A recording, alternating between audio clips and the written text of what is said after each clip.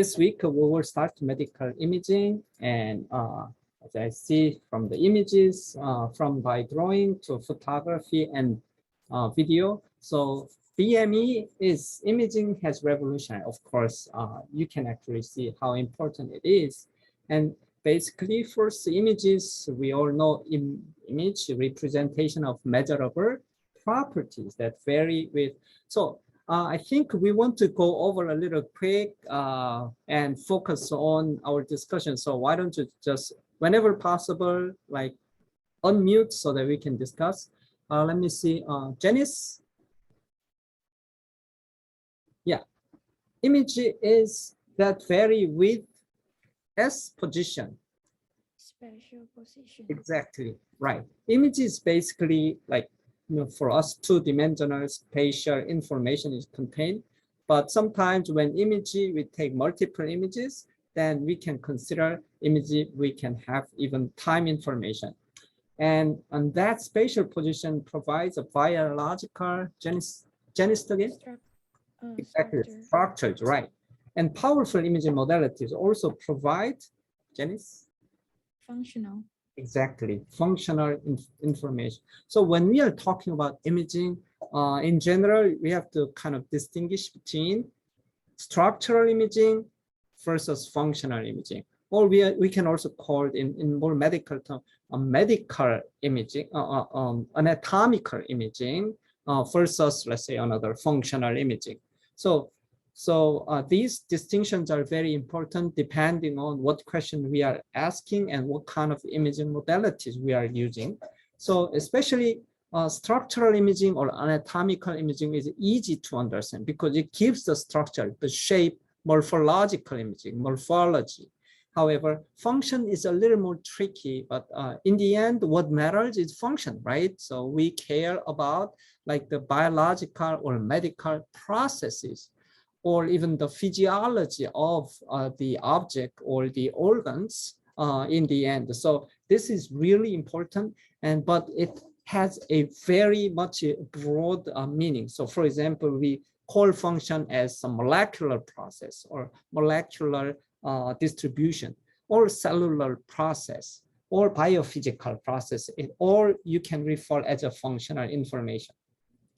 Okay, another is the size scale of the imaging, the range of images from like microscopic or even nanoscopic to macroscopic level. So I know Nyat has a question about this. Image information can be used clinically for disease, let's say now.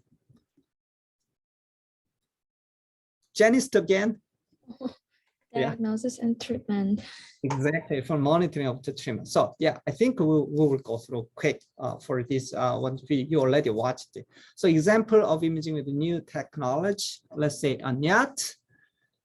So gene expression imaging, very cool, based on spatial radioisotopes that's coupled with genetic method. Nyat, can you guess what this is? It's PET. Okay, yes. Positron emission tomography, because it uses a radioisotope, or it's called a nuclear imaging. So what about this? Real-time brain imaging during cognitive tasks, such as like tapping fingers to guide neurosurgery. Easy functional MRI. Exactly. Remember, MRI itself is a structural imaging. However, by taking multiple MRI images during some function or task, we find a fine subtle changes and create an image that we call functional MRI. It's hugely important, especially in neuroscience, to be able to detect which part of our brain or organism, brain area, which will be active during this specific function or task. Okay, another is using ultrasound to mechanical action of the heart to identify injury area after heart attack. Yeah, Is it cardiac?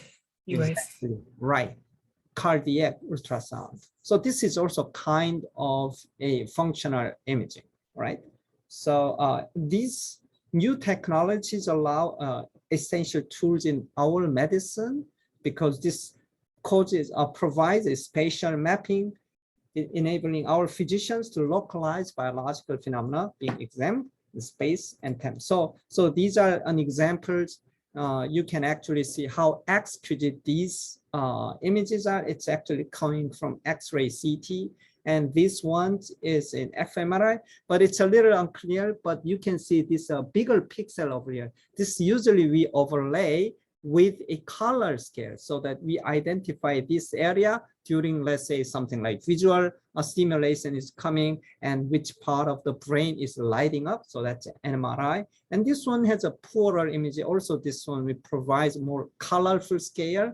Doesn't necessarily there exist color, usually gray, but we make it as a color, which is easier for us to kind of judge for the from the color scale. So this is an example of a PET, positron emission tomography, which is giving us an idea of where in the brain is more active. However, there's a differences between these two.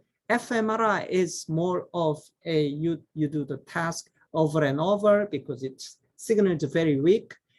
However, fMRI is making the signal during the task, so that it can correlate the function to these changes in hemodynamic changes. While PET is very different.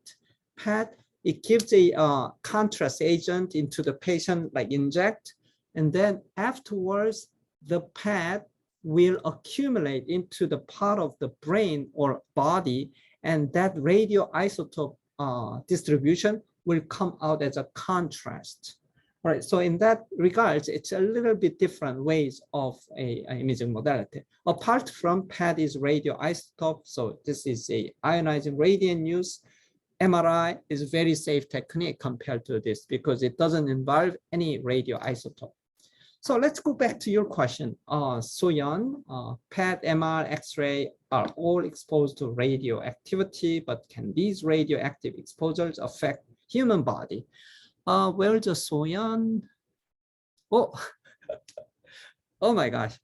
Yeah, the person who asked the question is not here. So, but that's fine. I think you guys have a very important answers. But there's a problem over here that the statement has a flaw. So I think, let's see, Feng. Yeah, Professor. Yeah, do you also believe all these are using radioactivity? No, Professor. Which one is not using radioactivity?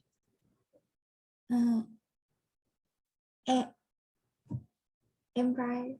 Great, right. So I think this one was answered by Anho exactly. I think Anho is in the conference, so she's not here, but she made a very good point.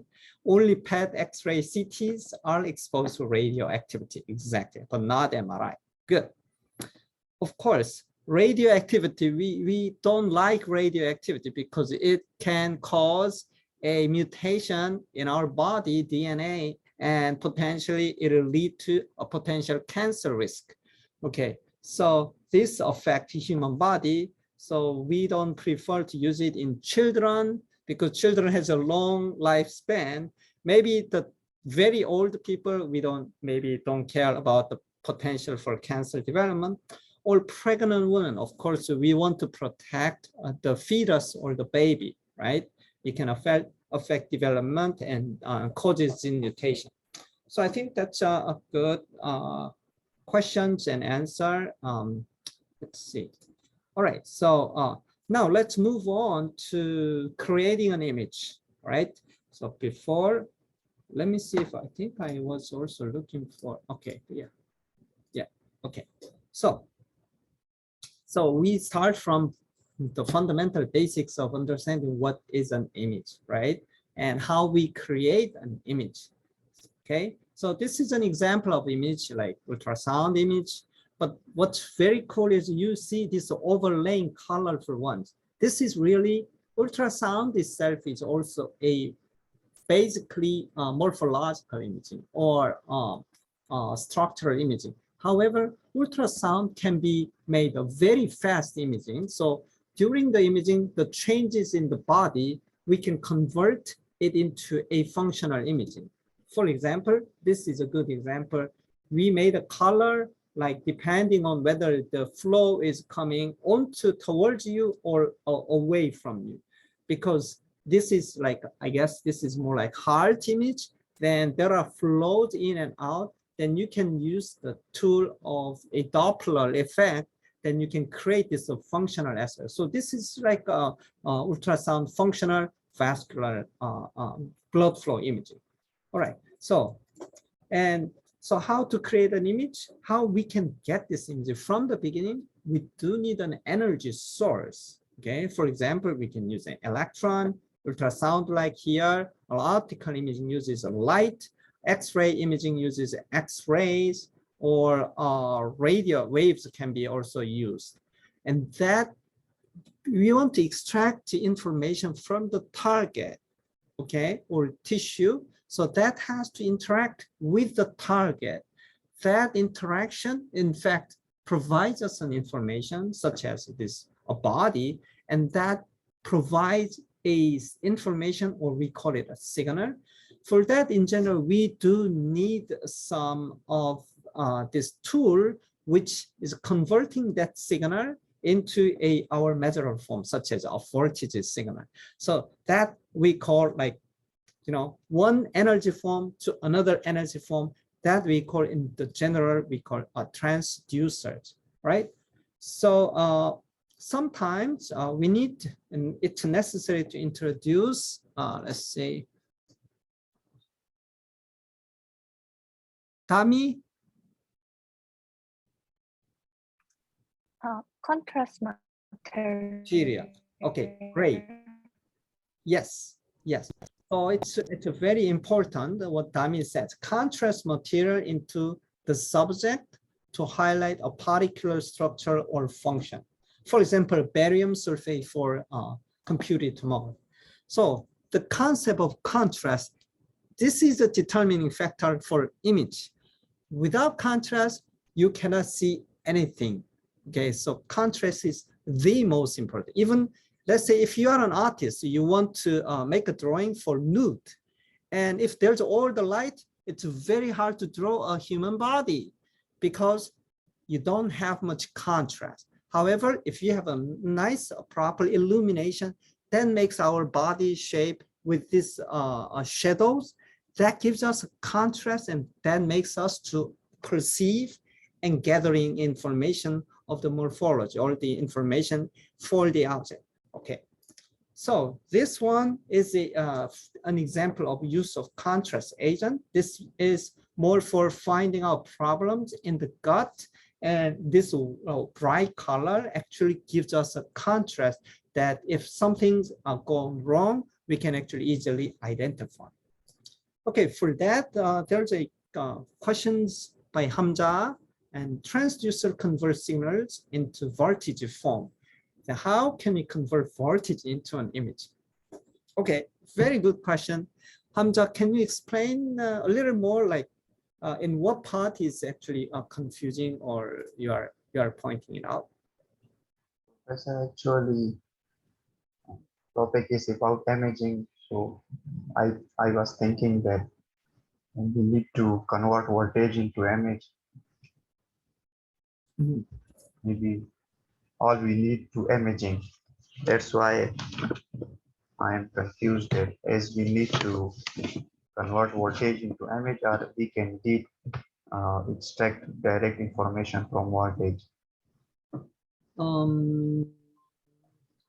Yeah, transducer converts signal into voltage form. How can you convert voltage into an image? So literally, voltage is a voltage, a measurable form, right? And it's not by itself an image. But let's say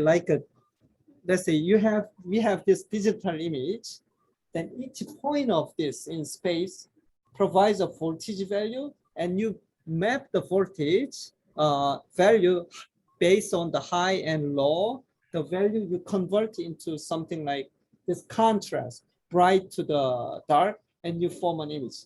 Does it make sense to you? Okay, Professor, yes.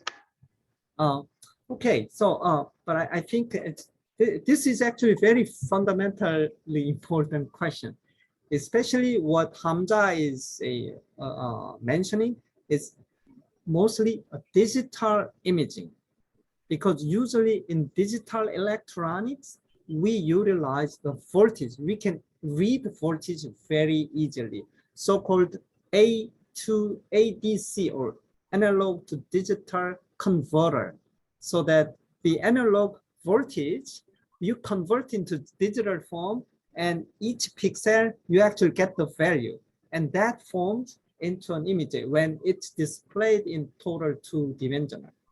So that's one way for image, but I would also make sure that there are actually images which we never use this voltage information. For example, just analog imaging. Like the old days camera with a film camera, we take picture, and that's the light information is directly converting onto the film, which is a chemical reaction and gives a contrast and turn into image. That doesn't involve voltage. So I think what Hamza's point, the question is actually relevant to more digital type of imaging. Of course, nowadays, almost everything is changed into digital.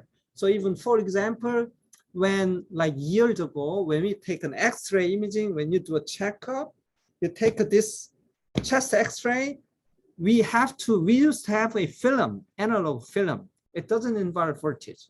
However, now we have developed a sensor array which converts this even X-ray into each pixel into digital voltage form, I guess, and that convert into a image which we make it as a digital. So in that case, we are converting this voltage into an image. And I hope, Hamza, like this makes sense to you. Okay, Anyat's question. What cases should we define an image as a macroscopic level? Very good question. What are the differences between transducer and sensor? Very, very good question, because it is actually confusing. So let's see, Inyat, what's your thought? When will you call an image as a macroscopic imaging? Can you guess? I think it's an image in a very large scale. Say it again. An image we capture from a large object. A large object. Okay, right. Okay. And I understand. So macroscopic, you're macro defining it as a literally, it's a large object. That is very true. And we can understand, like when we call macroscopic, then sometimes it makes us clearer what is the opposite. So macroscopic, the opposite would be microscopic, right? So that depends on whether the object is small, large. That's very true. But I think an easier way to say for that is people usually say, if things you can distinguish with your naked eye, that we call macroscopic imaging. For example, like there's a big object, or there's a mouse and rat. Brain, you can see with your eye, you take image, macroscopic. But sometimes the real down the scale, our eye has a limited resolution, right? So if we can't see with our bare eye, then it's more likely to be microscopic scale that we cannot really tell as a macroscopic imaging. Hopefully that makes sense. Transducer versus sensor. Oh my gosh. So Hamza, can you consider like what are the differences between these two? Not sure, Professor. Any guess? Sensor received signals like a diode, photodiode, which receives signal, and after receiving it gives amplification or something other results. while transducer is a device which converts signals. Oh, Transducer is used for converting a signal from one bios to another, like from X rays to voltage or from other rays to voltage. And sensor just is used for amplification or for photo amplification.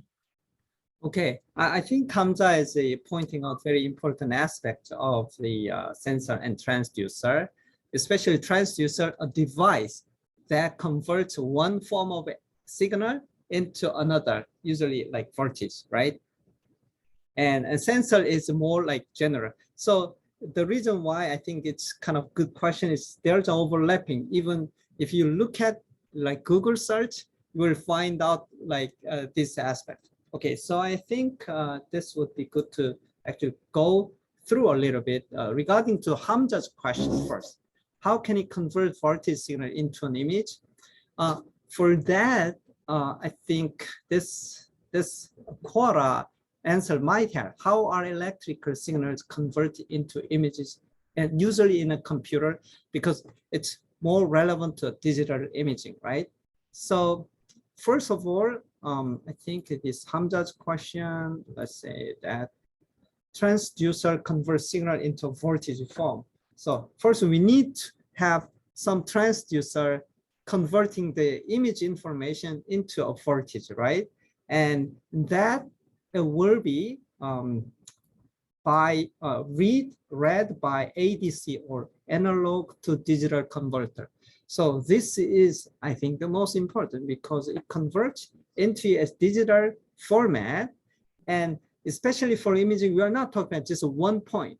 Image is composed of a multiple pixel, we call pixel, multiple points, and each of them will provide a voltage, okay? And then you convert it into two-dimensional map. That is a, we call it to an image. So that is more like a digital imaging. So you can actually call, look into a little bit how the digital imaging can be formed. And digital image is formed by small bits of data, and that we call pixel. You guys already know what pixel is for two-dimensional image, but now we will have even more like three-dimensional of volume metric images that we call in one single unit as a voxel, VOXEL. Okay, so you must know all this, like this is basic kind of word which are stored in computers. So in fact, image is just a collection of numbers which was converted from the voltage into a digital numbers. So that number, how you can display, and that can form an image, okay? So another, when we capture an image in our digital camera in presence of light, then the camera works like a digital sensor and convert into digital signals. And in between, exactly, if you consider your smartphone or digital camera, that has a sensor, image sensor, which here write it as a digital sensor. The light information, the amount of light or photons come into each pixel of image sensor, and that image sensor converts this photons into an electron. You know, the accumulation of electron is read as a voltage signal, right? And that voltage signal is now getting out to our small computer or microprocessor, which is a collection of voltages, but they have a tag of each X and Y,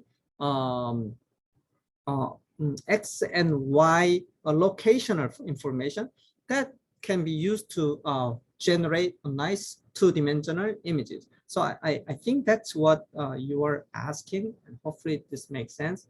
And regarding to Nihat's question, I think in the end, what's macroscopic imaging depends on what is microscopic imaging. So a simple, good definition is anything with the naked eye, because our eye is very poor sighted, and so we can call macroscopic.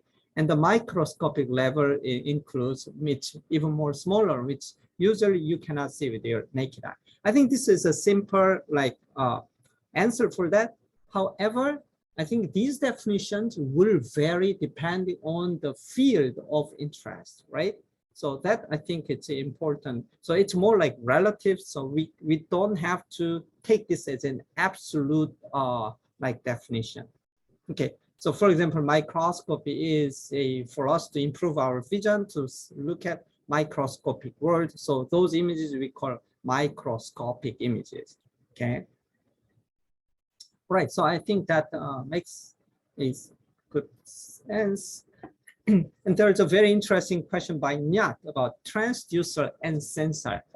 Yeah, so we define transducer converting one form of energy into another form, especially we call it as a signal. And sensor is kind of, you can consider many type of sensors. So this is a little more generic and general versions. So I think this one, it would be good to what Google is telling us. So this is like collective intellect of our human who wrote this. Okay, let's see. Sensor is considered as a little bit more like simple device. A transducer is regarded as a little bit more sophisticated and containing even electrical circuit. I mean, you don't take this always true because you see this is coming from some electricaltechnology.org. Okay. And another aspect, excuse me, the sensor senses physical change across the surrounding. So literally sensor is a sensing, okay, sensing element. On the other hand, transducer transforms one form of energy into another. So this is a literal definition. I think this is a very well defined. Sensor is literally physical or chemical environmental entities. You sense it, and while so that's what sensor does. Transducer is kind of more of a containing the following part, because it has to convert into something we can and recognize and understand. All right, so sensor is a major component of the sensor. I think this doesn't make sense. And transducer is the signal conditioning of this. So I think then we go a little bit more. What is transducer? So transducer in some way is more like an electronic device converting energy from one form to more like electrical information, such as microphones, speakers, thermometer, and we hear like position sensor, blah, blah, blah. So I think that makes some good sense that transducer is more like in terms of converting one form of signal into an electronic one. So then you are like confused. Okay, which one's like, is this two exclusive term or one contains, belongs to the other in general? So like this question can be posed. Every transducer is a sensor, like, oh, okay, so not all transducers are sensors, that's what, but most sensors are transducers. So I guess this makes sense just by definition. Sensors are sensing environmental change, and then it has to output in some form. So this, in a gross form, it is more like considered as a transducer. But it looks like transducer is considered a little bit more containing those, converting the signal into something more interpretable form by use of electronic device. So I think those are something like what's known. Hopefully that makes a good sense for you. Okay, so let's move on to the biomedical imaging history. Why this is important and interesting? Look at this over several hundreds of our human history, and there have been let's see, what is this? Biomedical imaging inventions, X-ray, you can see Röntgen and CT and MRI. Question, what are these boxes actually there? Let's see. Mahuner?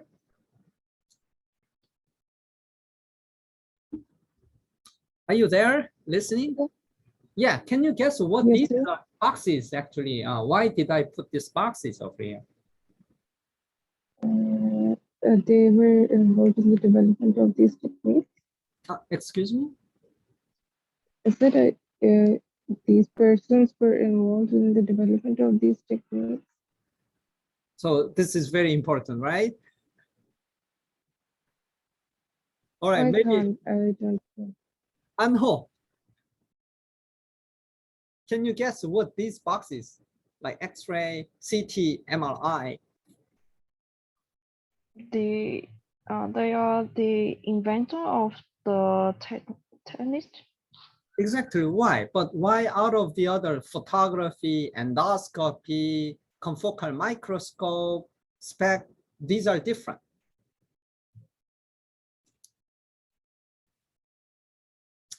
Okay, yeah, sorry.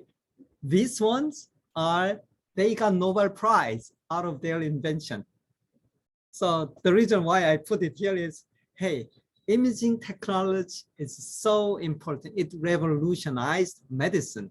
So there are a number of Nobel Prizes actually given. So I didn't put it here, but even like super resolution optical microscopy got Nobel Prize in 2014. That is like a few 8 years ago. So you can see how important for this kind of imaging technologies. So of course, for us to understand, it's very important to know what are the distinctions and comparisons between them. So I put some of these kind of marks over here from this reference. So sometimes it's not easy to understand, but over time you will recognize and understand the fine differences, like especially CT, MR, or SPEC, or PET, ultrasound. So, but you want to focus on these aspects of what are the penetration depth. Okay, like sometimes you see the ultrasound can go to organ tissue, but when the human patient body is thick, then like ultrasound cannot go through. However, like CT, MR, I think PET, these all you can go through. But at the same time, you have to focus on spatial resolution as well. And the most important thing is, what are the contrasts coming from? So electromagnetic spectrum is being used most of this, except this one is not electro, but it's more mechanical wave.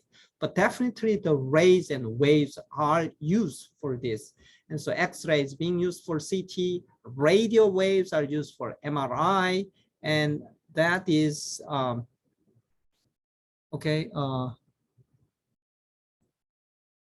okay, that's fine. That is actually safe, and the range we are using for MRI is safe to our human body. But the gamma rays are very high, strong, powerful photons, which is actually powerful enough to be radio it generates ionizing radiation, which is of course not good. So you don't use it routinely, but only when very necessary. And ultrasound is sound using ultrasound, which is of course not that dangerous if you are not using too high power. And the advantages of CT is it's great for bone, MR great for soft tissue contrast, which you will see, you already have seen. And SPECT has a poor resolution, and PET has a poor resolution. Oh, wait a second, why do we have to use SPECT and PET if they are poor resolution, they are even dangerous using gamma rays? Why do we need to use it? Because they are highly sensitive, super sensitive to detect a cancer, to detect you have a problem in your brain, or you have problem in your heart. So that's why we are using it. Even they are dangerous and they are poor in spatial resolution. Ultrasound is great in terms of a safety, and in terms of speed, it's a very, very fast technique, because ultrasound uses this ultrasonic transducer, which is just based on electronics, and the electronics is fast, and speed of sound is also not that slow, so that you can have even real-time functional imaging. However, ultrasound uses a sound wave, and consider the sound versus photon or others. Sound has much longer wavelengths. So in general, we have a limited spatial resolution. And hopefully this makes sense. And there are questions from Uju. I think ultrasound and confocal don't show exact images. Uju's question is profound. In fact, they convert electrical signal by Doppler effect into an image. I think this one, she's mentioning Doppler ultrasound imaging, okay? And is there a standard value like Hertz for using medical diagnosis? Unfortunately, there are various types of images, so there's no like standard value, I would say. But depending on different imaging modality, I'm sure we are using some kind of unit for applied for medical diagnosis. All right, so because Uju is not here, but I think the discussion of this is important. So it appears a little bit confusing at first. Ultrasound don't show exact image. What does this mean? I think this means the ultrasonic image is a reconstructed image. You don't get a direct analog image from ultrasound because ultrasound is just sending sound out and then interact with the sample, especially sample inner structure, and then that is reflected back. And you measure the sound by use of something like a microphone. So in fact, the signal you are measuring is not an image, in fact. The signal you are measuring is only, it sends out, coming back, the time difference.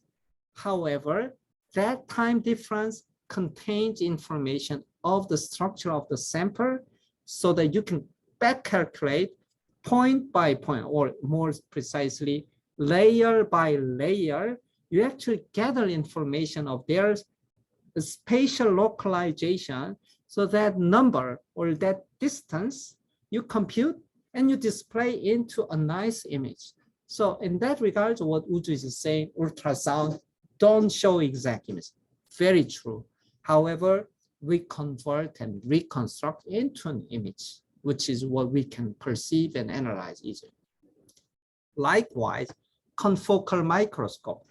Although the topic of the confocal microscopy is the next week, I think this statement is also very much true, because confocal, not like a typical microscope, you can actually see under the lens and just take a look when you are doing cell culture, or a general microscope, which is typical one, provide image directly onto your retina so you recognize. However, confocal do not give an image at all at the beginning. It gives just information of intensity at one point. However, that one point, you move that point one by one in space, we call raster scanning, and each point contains, let's say, intensity, then you can reconstruct a 2D or volumetric imagings in the end. So this is very important observation and claim. So now we can actually consider image. The way we collect image, it doesn't necessarily be like 2D, 3D directly, because in the end, image is just spatial representation of what our interested target contrast distribution onto 2D or 3-dimensional space. Very much a good comment. And let's move on for the X-rays. I think you all know how X-ray works, the history of Röntgen, and his first paper, I think the title is on a new kind of ray, and that means new kind. We don't know what this is, so that's why he put an X for that, so that become an X-ray. In 1895, he was lucky enough that the Nobel Prize, the first year, I think it's 1901 maybe, and he was the first recipient, because in such a short time, this revolutionized the world of medical society, because it actually gives first time to see inside of the body, especially like bones. or fractures of the bones and problems, right? So so then later we realized this X-ray is so powerful photons because it's an ionizing radiation. And when we talk about electromagnetic radiation, or not only light, but like electromagnetic radiation, we usually consider the wavelength, because the shorter the wavelength, the more powerful it is. For example, visible light is very safe to our body, and that has several hundred nanometers. But when it becomes shorter and shorter, from the photon point of view, each single photon has a high energy, and if it's high enough, sometimes they interact with our atoms, and then that makes ionizing, kicking out the valence electron, and this relevant atoms and molecules now become an ion that can be bad for our DNA because it can cause a mutation. All right, so especially in that regards, X-ray is defined as from 10 picometer to 10 nanometer, which is order of magnitude shorter and also more powerful than photons, what we usually have. But at the same time, as an engineer, scientist, it's actually good to know the other unit, which is called electron volt or keV. Okay, so you can convert this one into here. So why we call this one into this? Because you see E is a one charge of an electron, so it's a Q, and V is a voltage, which is electrical potential. And from basic electrical engineering and circuit, you actually probably remember from physics, a charge Q is moving across a voltage, and that requires an energy that we can define electrical work. And if it's an electron, then electron charge is this 1.6 times 10 to the minus 19 coulomb, and the 1 volt is defined by 1 joule per coulomb. So you multiply it, and that defines 1 electron volt. So that must be this much of a joule.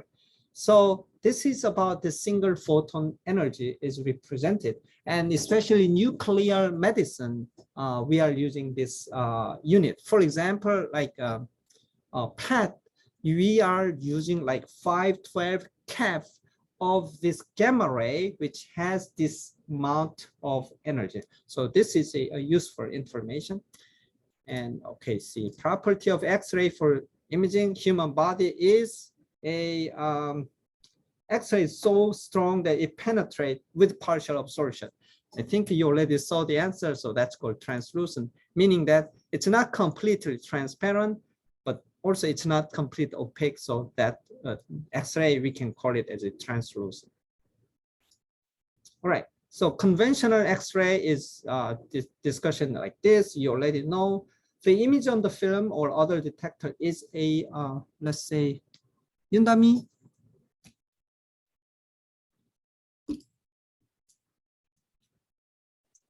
Yes. Okay. Detector is projection. Exactly right.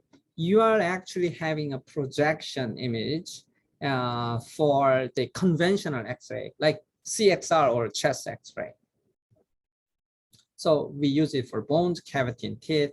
Great. So I actually went to a dental clinic, and this is my own teeth.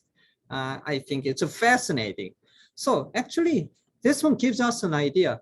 You know, this one is my teeth is in fact a three-dimensional structure, but the X-ray goes surrounding, rounding, and then it takes pictures onto two-dimensional, like into digital form. This is, so this one is not exactly the true dimension of my teeth, but you know, we call it an image because it contains spatial information and we can interpret it, and it's good enough for imaging.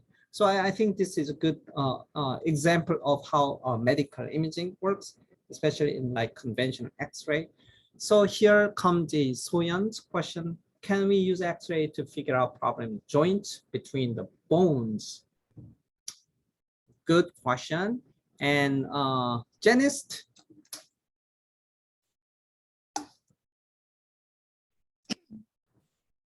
I think for X-ray is cannot used to figure out the problem between the joint because Yeah. maybe it's not kind of some lesion between the joint in the joint between the bone is not clearly when we're using the X-ray. Great. Good answer. I think X-ray doesn't have very good soft contrast. I think that's what you mean. But however, in the joint, if there's a bone problem, let's say fracture or something's built up in the bone, I guess that can be found in X-ray. So there's a answer by Dami. I think this was very useful. So Dami's answer is X-ray is most basic, quick check for abnormalities in arms, legs, and spine, and it's inexpensive. So that's great. But joints are made up of structure, very much, except bones, cartilage, ligament, tendon, muscle, nerves, and blood vessel.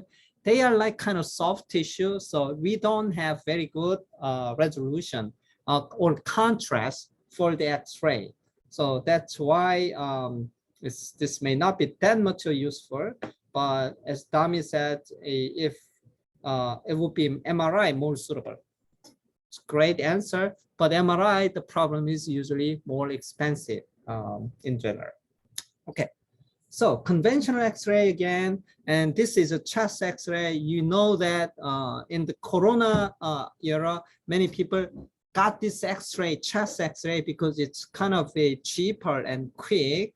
But however, you can see mostly you can see these bones, but you can actually see this part as a heart, and also a little bit diffuse ones over here. So doctors train their eye to recognize if there is, let's say, a pulmonary edema or there's a infection evidences, which can be, you can suspect it as, let's say, COVID infection or those.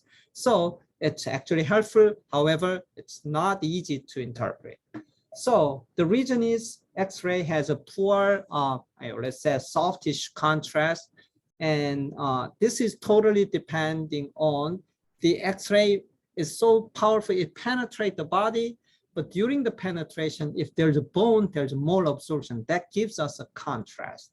So this is an attenuation, and usually that's an exponential decay. So that's why the analytical format is the signal will be decayed by depending on the absorption coefficient, which is depending on the organs and tissue types. And then the X is the path length. The longer it goes, it will decay further. Okay, so another one, so sometimes this might not be enough, especially for finding gut problem, then we may need to enhance the density within this body. So for example, dense materials such as barium, I think in the elements table, barium is pretty heavy. So that means it has a much more interaction or absorption with the X-ray. So for example, diverticulitis, a problem in the gut, and polyps, if colon has a polyp, which is usually we do cancer screening, and pre-cancer as a polyp for colon cancer. So for example, you can see this diverticulars very clearly seen here. If we didn't use this contrast agent, it might not be easy to distinguish, okay? All right. So let's go back to Anho's question. Why it appears white image after the bones observed, the bones and black image for the air? Okay, so let's go back to see. So bone is white. Look at here. So that's Anho's question. So let me ask Anho question. Hey, Anho. Yeah. Do you think we can make this image as a bones as a black and the other part white as well? As I study, it's like the bone is on, like the calcium or something is on way become like white in imaging, and air and like airs or yeah, airs will become like a black and water is will become like white in X-rays. Yeah, but I don't know why it have this color. Okay. Yeah. Okay. I think that's a good point. It's more historic that this one especially. So in fact, this is an image. So you can actually display it this way, or because it's a digital, what eventually we are dealing with digital imaging, you can convert into the opposite, right? So for example, you have an image using image J, you just convert in reverse, then the bone will become dark and the other air part will be white. Isn't it true? Not sure, but I think it's have it have some rules for why it's become white or black.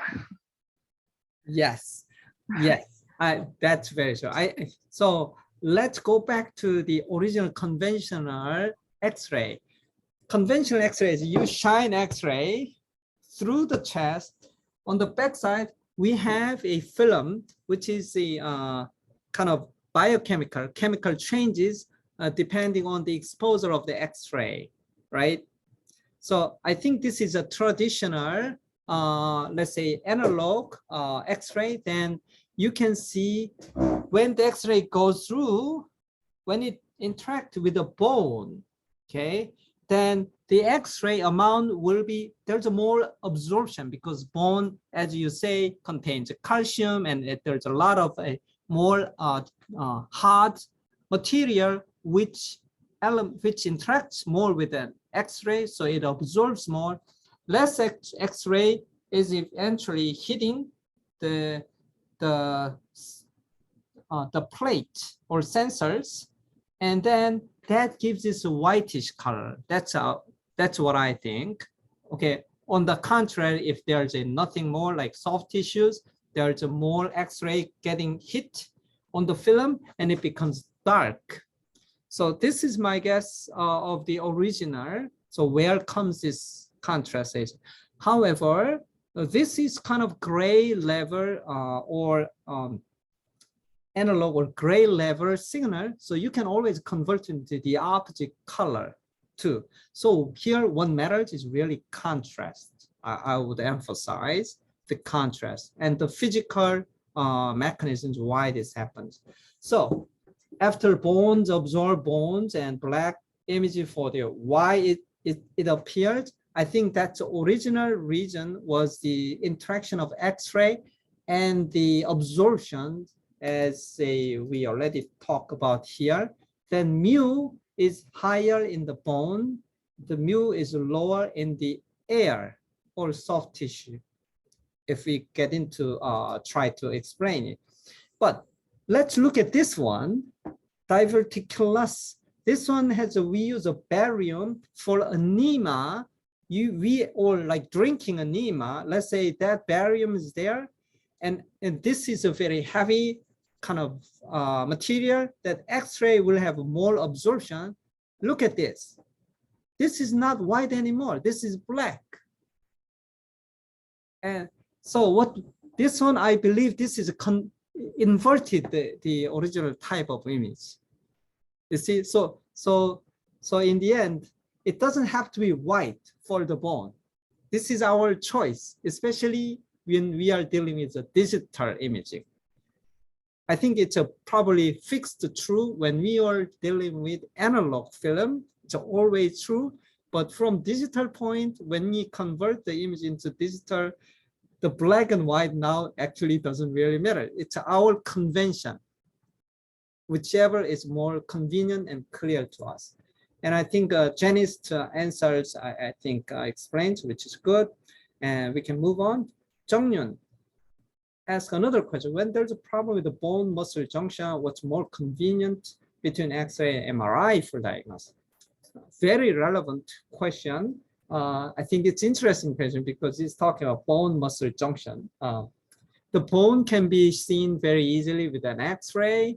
However, if we are more interested in that muscle and junctional material such as ligament or tendon, I guess X-ray may not be able to show. But in practice, as a patient point of view, you have to be careful that, you know, X-ray is cheap, MRI is expensive. So it all matters with the cost or maybe health insurance or those stuff, depending on the issue of severity of this problem. I think there needs a practical issues for the cost as well. All right. So I just want to, you know, this is so easy and you guys knew already what X-ray is. So I try to bring some more modern technology, which is like we can use AI, machine learning to be just remove the rips, because we know always rips are there, but it may interfere with the very important information what we are supposed to have. So that here, like this is one example of paper or future applications of machine learning for automatic lung segmentation, which is here done, and rip suppression to improve a nodule detection in chest radiographs. So I guess you can see medical imaging can be well combined with machine learning to provide physicians a better eye and detection and diagnosis. So that's a 2D X-ray, and 3D X-ray we call computed tomography. It's just you're taking X-ray at multiple angles and you back calculate to reconstruct what's inside. So that's I name it X-ray Sudoku. Okay, so why we are like either rotating and taking pictures in various angles and then you just reconstruct. Okay, so that reconstruction gives X-ray generator create an image of one cross Janice?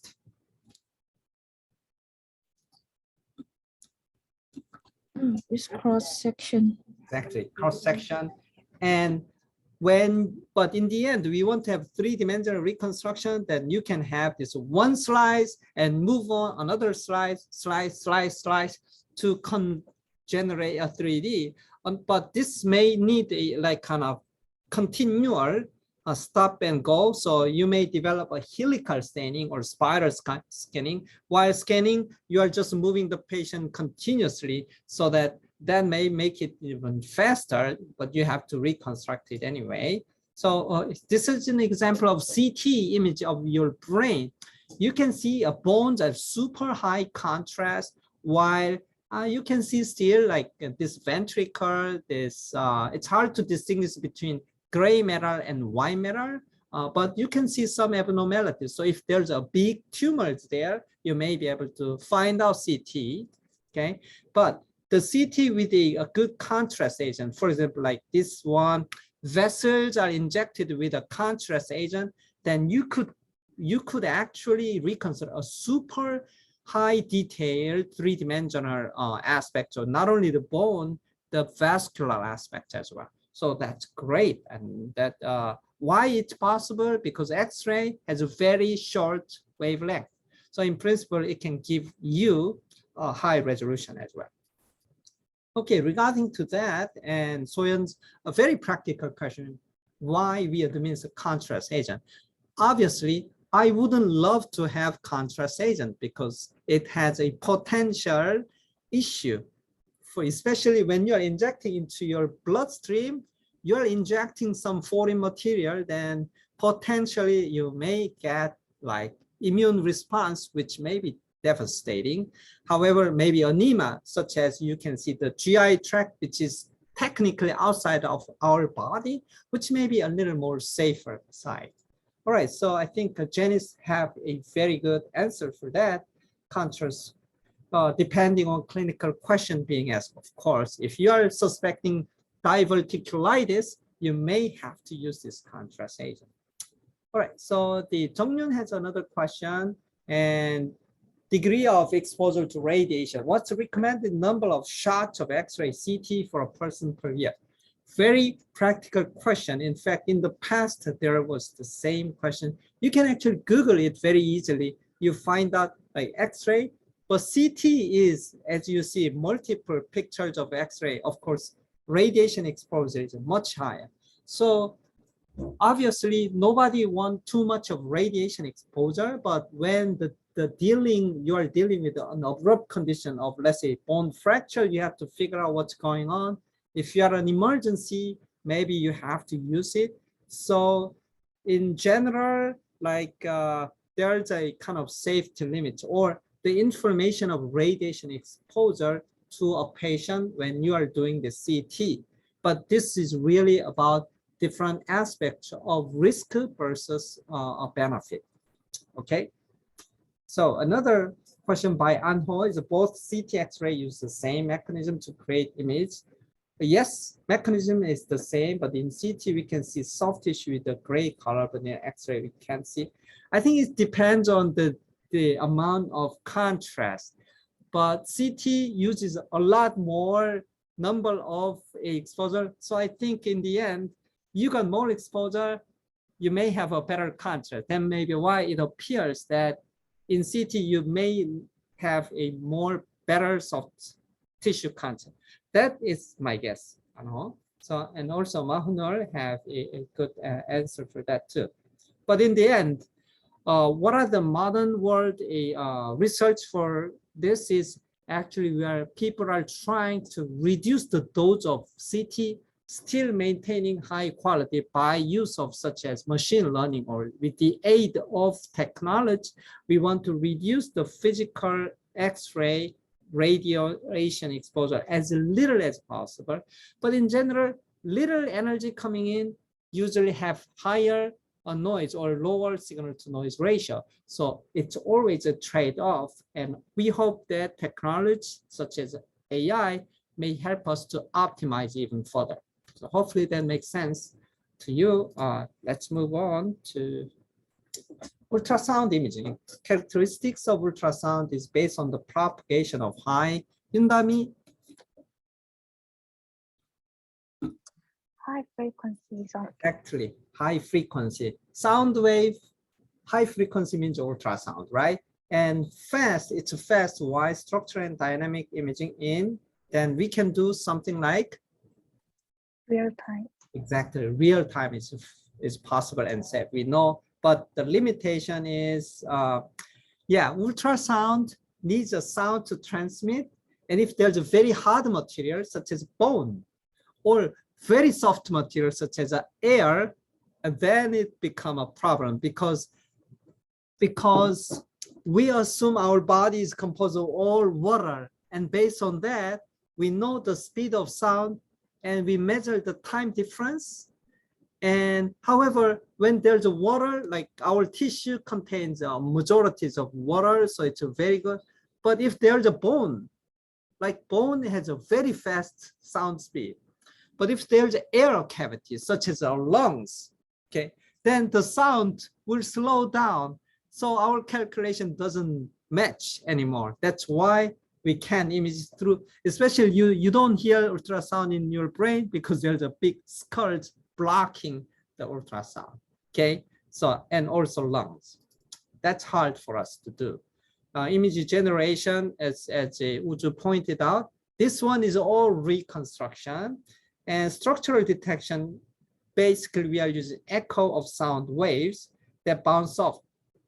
And that reflection is, we are using transducer, which measure them using piezoelectric transducer crystal in reverse. We are actually measuring what?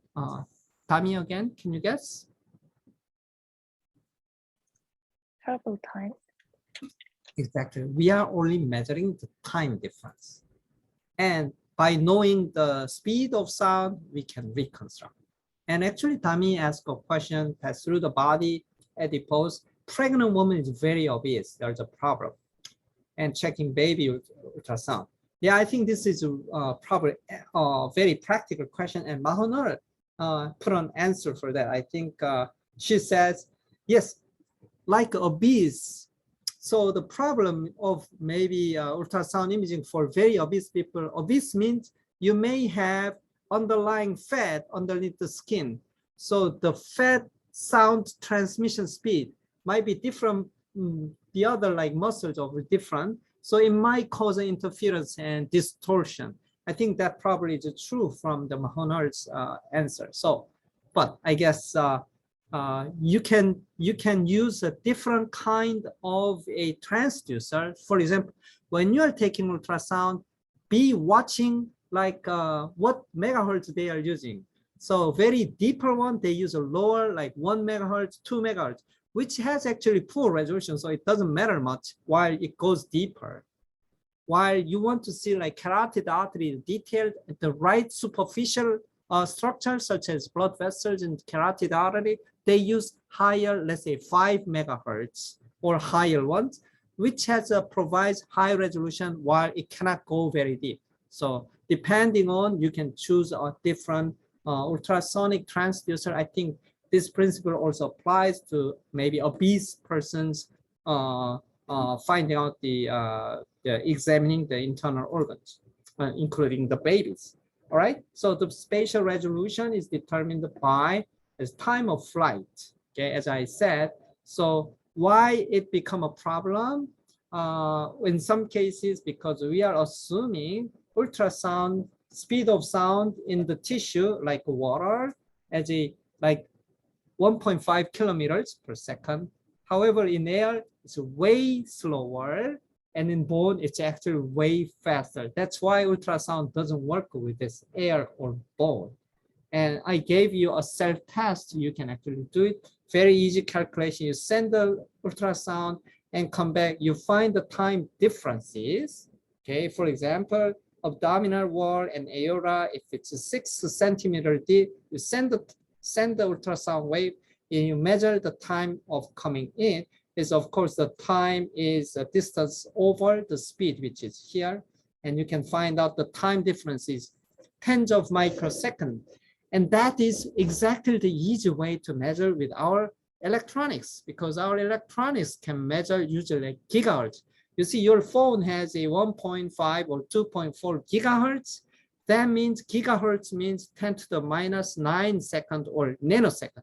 So you can easily measure nanosecond range, and this is like way slower than that. So we can easily measure this, and we can use electronics to create ultrasonic imaging transducer or imaging device. All right, so, but there are practical issues for that. So there's a Janice question. Ultrasound has limitation for using the lung. Very true, but can you use for lung imaging? Honestly, I don't have an update for the latest lung imaging with the ultrasound. But I think for this to be true, I would imagine that you have to have very clear anatomical information, such as when you use ultrasound, you have not only rib bones, but also the lung has an air. So if we know the speed of sound in the tissue and the air, we know it. If we know the anatomy also together, we can actually back calculate from the time difference into the structure. But I think this is maybe very complicated and different from person to person. But I think with the big computational capacity and maybe using machine learning to optimize the process, why not? But it depends on the engineering point of view, whether that cost of computation, is it really worthwhile to pursue? That's a question. And safety concern, a very important question. All the waves have an energy. So I think Mahoner also tells, if we focus ultrasound locally, it may increase our body temperature. Right, because of the absorption of the tissue from this ultrasonic energies. So in fact, if we use ultrasound very high power, we can even break the bones inside the, let's say, kidney, breaking kidney stone. And so it's possible. So it depends on the purpose. But for general imaging, you don't want to use very much high focus or high power, not to damage or not to increase the body temperature too much. All right, so let's see. Okay, it's low battery, so I think I want to put it there. Various type of ultrasonic transducers. Oh my gosh. Okay. Can you see? Raise your hands. Okay, good. So yeah, I think we are close to the end. Ultrasonic so pay attention to the shape of ultrasound transducer. So for example, like this one gives it this a fan-like structure. Linear array gives a like parallel, and there's a kind of in-between curved array. So these are like how we achieve. So, but the ultrasound imaging is actually information is really one way. So you are reconstructing one way and then make this picture, okay? One way, one way, one way, one way, one way. So that's how we reconstruct ultrasonic information. So you can consider two different kind of transducer, which is, let's say, unfocused versus focused one as well, okay? And also furthermore, in the end, you may want to have one single transducer to send this direction, the other direction, the other direction. It may take much time slow. So you also consider multiple transducers to send simultaneously, then you will need to also detect simultaneously. So it's an in parallel approach. So let's assume if we have a multiple transducers here, then we can use electronic control that giving a time shift, then you can actually make the wave into different angle so that you can actually make this one from this phased array. Not only with this, you can actually control it like a lens. You can make this like focusing as well. So this is a very cool modern technology. It is more advanced. All right, Youngmin asked different situation, different transducers are used. Yes, very true. I think depending on the purpose, also the transducer, whether 1 megahertz until let's say 10 megahertz, it all depends on the depth and the resolution. The deeper you have poor resolution, the shallower you can use high resolution with a higher frequency. And Uju is asking some values, performance ultrasound is important, how much expensive, good ultrasound. In general, I would say you can see here, this is a piezoelectric transducer. Now we have all our home humidifier uses this ultrasonic transducer. So this become actually mass manufactured. Now I think it's not that expensive, such as the others. All right, so furthermore, we use ultrasound for, as I say, coming in and out, like functional imaging. We can use Doppler principle that actually provides us the direction of the scatterers, whether it goes towards the transducer or away from the transducer, and that we can measure. So this is amazing. And furthermore, ultrasound can be combined with a photon imaging. So we call it photoacoustic tomography, which will be discussed probably next week. And this is an emerging new technology and functional ultrasound, or even we can use ultrasound very, very small, but you need a contrast agent. How we can have a microscopic bubble into the bloodstream of an animal such as mouse or rat. You can actually have microscopic ultrasound, which is really cool and amazing, actually, future, especially for preclinical study of hemodynamics using animal or tumor blood flow, tumor imaging with the ultrasound. All this is very amazing. So next, let's see, Soyeon, problems in fetus body using ultrasound. Yes, that's very true. If we have enough resolution, right? What's possible in the method? Fetus body, such as heart problem of fetus or abnormal shape of head, or those can be found. The speed of ultrasound changes due to concentration of the solution. Very good question. I think probably this might be true, but I don't have the answer on top of my head. However, if this is sensitive enough, we can use this ultrasound as finding out solution concentration. But I guess it may not be that big enough. Okay, so this is the latest ultrasound technique. We call 3D, but even we call 4D, meaning that 4D, we add a time axis together, so that dynamic imaging. And this one, like 2D, 3D, and 4D, actually meaning that this is a movie. You can see how the behavior of the fetus. So that's really amazing advance. Lastly, how much functional ultrasound actually for brain imaging providing? Good question. It's also already commercialized. For example, we have ultrasound for fetal heart monitoring. So I think this one doesn't, oh, did I? Oh my God. Sorry, I think I used to have a movie, so you can go to see a movie, then 4D.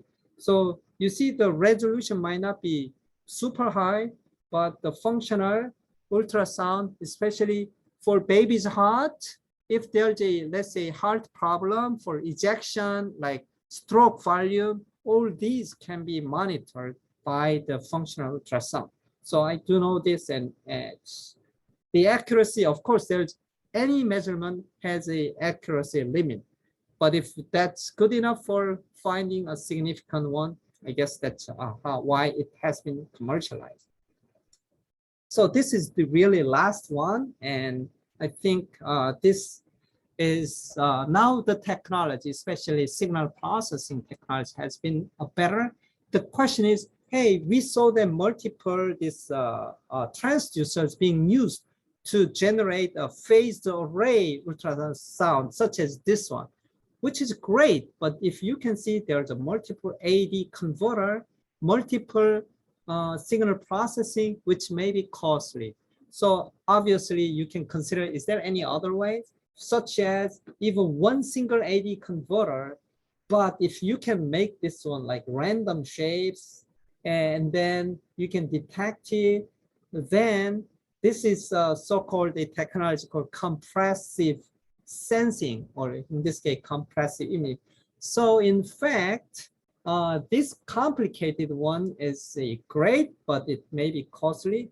But now we have a better computational theoretical ideas so that we can reduce even ADC, but by giving certain information, incorporating into your transmission ultrasound, and then you collect it, and you collect it much more time, fastly, then you can be able to reconstruct the image. So this one article actually shows about this potential. And this is just amazing, in fact. So the technology itself, because our computation gets faster and cheaper, we may also moving into more sophisticated hardware, into more simpler hardware, but better computational ability to form image, which is probably more efficient and less costly. Okay,